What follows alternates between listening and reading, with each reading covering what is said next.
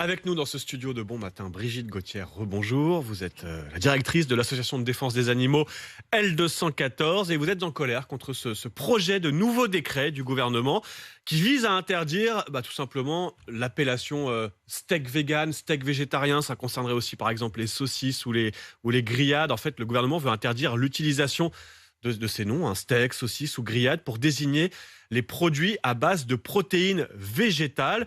Pour le ministre de l'Agriculture, Marc Fesneau, l'enjeu, c'est la transparence vis-à-vis du consommateur. Est-ce qu'on trompe le consommateur, Brigitte Gauthier, quand dans les rayons, il y a écrit steak végétal ou jambon vegan? Comme vous le dites, c'est écrit dessus, hein. Donc c'est pas très compliqué. Les études qui ont été menées scientifiquement montrent que non, les gens ne se trompent absolument pas. Par contre, là où ils sont trompés, c'est sur des produits qui se disent plutôt végétariens ou végétal, dans lequel vous allez trouver, par exemple, des saucisses avec de l'œuf dedans, qui n'est pas du tout 100% végétal, et pourtant c'est écrit végétal dessus. Donc la tromperie est plutôt dans l'autre sens, mais c'est pas là où agit notre ministre, hein. Au lieu d'écouter les scientifiques qui disent qu'il faut qu'on réduise notre consommation de viande de 50 à 90%, ce qui n'est pas rien, sur la thématique des émissions de gaz à effet de serre, par exemple, notre ministre, lui, il agit à l'opposé et il est à l'écoute des filières animales, vraiment à Ce que contre-courant vous de appelez les l'intérêt. filières animales, ce sont les éleveurs, les producteurs qui disent il faut qui veulent en fait qui disent quand il y a le mot steak, derrière c'est de la viande animale et que les choses soient claires pour le consommateur et pas que les filières j'allais dire les filières véganes nous piquent nos appellations steak, jambon, saucisse, tout ça c'est de la viande animale et que les choses soient claires pour le consommateur. C'est très clair pour le consommateur et ça fait 40 ans qu'on utilise le mot steak pour les steaks de soja et que je n'ai encore pas rencontré la personne qui s'est fait berner dans un rayon de supermarché sur cette thématique-là. Par contre, les études montrent justement que les appellations, c'est très important. Là, c'est des produits qui sont pratiques. Quand vous achetez un steak, vous savez que vous en avez pour 5 minutes à le cuisiner. Quand vous achetez une saucisse, vous voyez très bien comment vous allez l'utiliser. Et donc, c'est des entraves au développement d'alternatives qui peuvent permettre une transition en douceur de repas qui sont fortement carnés en France. On mange en moyenne 84 kilos de viande par an et par personne. Ça représente 3 millions d'animaux tués par jour. 80% d'entre eux viennent d'élevage Mais intensif. justement, vous le dites bien, le Voilà, but c'est que les Français mangent moins de viande. Pour vous, en tout cas, vous militez bien pour ça, sûr. moins de viande animale, je vais le préciser, Yes, tout à parce fait. que yes. Mais justement, comment dire, si la filière végane joue avec ces mots, en tout cas reprend les termes steak, saucisse, etc., c'est pour attirer le consommateur, le Français, vers ces produits, et presque certains diraient pour le tromper. Alors c'est pas ça, c'est pour faciliter parce qu'aujourd'hui, en fait, on a un environnement alimentaire qui nous pousse à consommer de la viande. Là aussi, c'est basé sur des études. Vous pouvez regarder les rapports de l'IDRI ou de l'I4CE. On a des mesures de temps en temps d'accompagnement pour manger un petit peu moins de viande, des repas végétariens ou véganes qui sont proposés et tout ça. Et on voit les statistiques, la consommation de viande continue d'augmenter en France.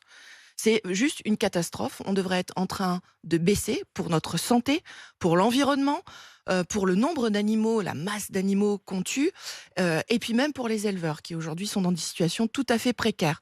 Et en fait, notre gouvernement aujourd'hui agit à l'opposé. Hmm. Et quelque part, c'est une honte internationale, quoi. Manu Le Chypre. Non, moi je trouve qu'effectivement, ce qui m'embête, c'est que finalement, c'est toujours les mêmes qui trinquent. Alors après, on peut considérer qu'ils font pas un business très très propre, etc. Mais c'est les éleveurs en fait, parce que ceux qui de toute façon se frottent les mains et sont très contents de cette évolution, c'est quand même les gros du business de l'agroalimentaire. Parce qu'en fait, qui fabrique ces produits? Ce sont effectivement les industries agroalimentaires. Et on comprend bien l'intérêt pour eux d'utiliser des mots comme saucisse et steak. Et c'est vrai, d'ailleurs, que les appellations steak, c'est une tranche, la saucisse, c'est une forme. On met ce qu'on veut après dans une Bien saucisse, sûr. par exemple. Donc ça, c'est pas gênant. Mais on voit bien, si vous voulez, le marché vraiment végétarien, des gens qui sont purement végétariens, végétaliens, etc., c'est très peu, c'est 5% du marché. C'est pas eux qui sont visés. En gros, c'est pas eux qui sont visés, exactement, parce que eux savent très bien ce qu'ils mangent, Oui. etc. Ce qui est visé, c'est les 35% de flexitariens, c'est-à-dire les gens qui sont un peu ouverts finalement à cette idée que oui, il faut manger moins de viande, qu'il y a certainement des alimentations, etc., alternatives, et que oui, il faut manger plus de produits végétaux. Mais l'industrie agroalimentaire, en fait, qu'est-ce qui se passe? C'est là où moi je suis un petit peu méfiant, c'est que il y a cette idée subliminale que ces produits, ces steaks végétaux, etc., sont meilleurs pour la santé que la viande. Or, l'idée, c'est que quand vous regardez la composition, les industriels de l'agroalimentaire, ils vous foutent tout un tas de saloperies chimiques dans ces produits qui sont aussi critiquables. C'est vrai ça, Brigitte Gauthier, le steak vegan, finalement, il n'est pas plus sain, plus propre.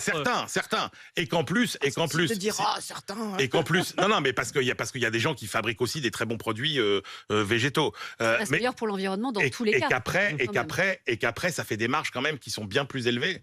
Bien plus élevées. Voilà, il y a un business derrière. Et après, en fonction de ce que vous mettez dedans... Oui, c'est du business, Voilà. c'est du marketing aussi, tout ça, non, Brigitte Gauthier, ces questions. Au-delà de la planète, il y a un enjeu financier, non? Avoir l'appellation steak ou saucisse, ça permet d'en vendre plus pour le marché vegan. Si on regarde un petit peu l'intérêt général, vous le disiez, manger végétal, c'est 6 fois plus efficace que manger local du point de vue des gaz à effet de serre. Sur la composition des aliments, des émincés, prenons des émincés de poulet, dans les émincés végétaux, donc qui se veulent à peu près équivalents, même préparation, etc., un goût qui est un peu approchant, enfin en tout cas c'est même utilisation, il y a en moyenne 6 ingrédients. Dans ceux qui sont à base d'animaux, il y en a 9.